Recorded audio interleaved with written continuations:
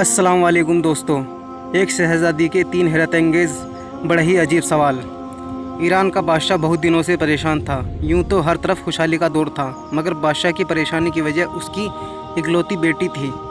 हर बाप की तरह बादशाह भी बेटी की शादी करके अपने फ़र्ज़ को पूरा करना चाहता था। लेकिन शहज़ादी ने भी एक ऐलान कर रखा था, जो शख्स शहज़ादी के 3 सवालों के जवाब देगा, शहज़ादी उसी से शादी करेगी। आसपास के रियासतों के कई शहज़ादे आए, मगर सब के सब नाकाम लौटे। उस नौजवान रहता था जिसका नाम आज़म था। उसने अपने वालिद से कहा कि वह भी अपनी किस्मत आजमाना चाहता है। आज़म के वालिद एक आलिम थे। वह बरसों से लोगों में इल्म की रोशनी बांट रहे थे। मुल्क फ़ारस का वज़ीर आज़म, बड़े बड़े दरबारी और शहर के काजी भी उनके शागिर्द थे। बाप ने बेटे की ख्वाहिश देखी तो बोले, बेटा अगर तुम नाकाम लौटे तो तुम्हारा कुछ नहीं जाएगा, मगर लोग कहेंगे कि एक आलिम का बेटा नाकाम हो गया। आज़म अपने वालिद से कहने लगा, बाबा बड़े बड़े शहज़ादे लौट गए, अगर मैं नाकाम भी हो गया तो क्या हुआ?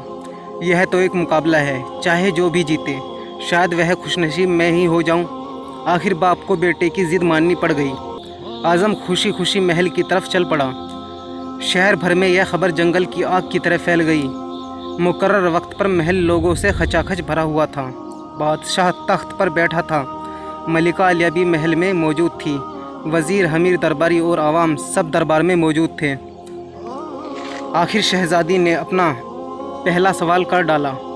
उसने शहादत की उंगली फ़िज़ा में बुलंद की।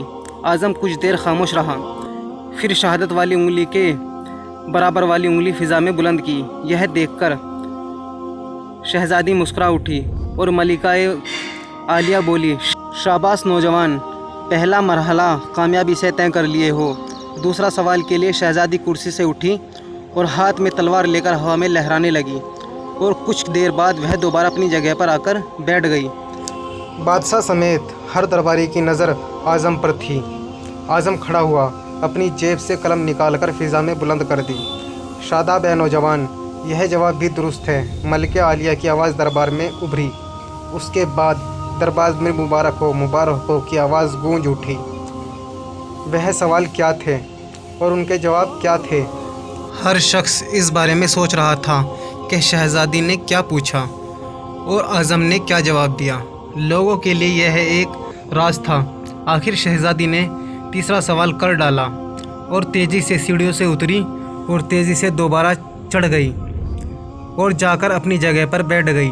यह सवाल बड़ा ही अजीबोगरीब था। हर तरफ खामोशी थी और लोगों की सांसें रुकी हुई थी। आखिर आज़म खड़ा हुआ और दिल पर हाथ रखकर शहज़ादी की तरफ देखने लगा।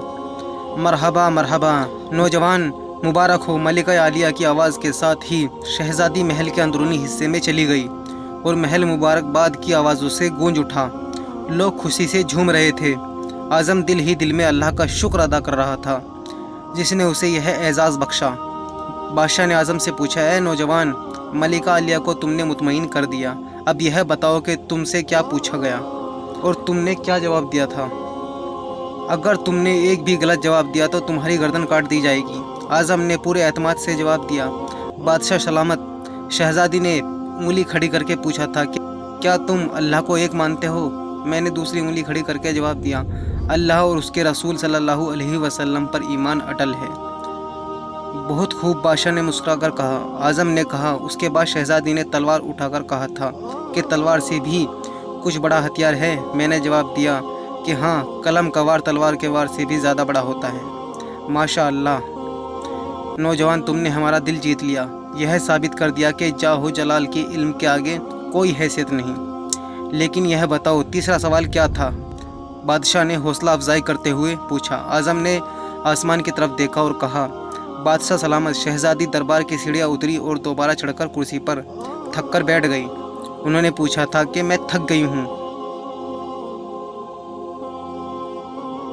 लेकिन मेरे जिस्म की एक चीज़ नहीं थकी। मैंने जवाब दिया, क्योंकि दिल इंसानी जिस्म में वही चीज़ है जो पैदाइश से लेकर मौत तक बगैर थके हुए धड़कता रहता है। बादशाह ने आज़म को पास बुलाकर गले से लगा लिया और बोला, ए लोगों, गवाह रहना, मैंने हकदार का हक अदा कर दिया। सबक दोस्तों, बेशक अल्लाह और उसके रसूल पर ईमान अटल है, और दूसरा कलम का वार दुनिया के सभी हथियार से ज़्यादा ताकतवर है, और तीसरा दिल, क्योंकि दिल इंसान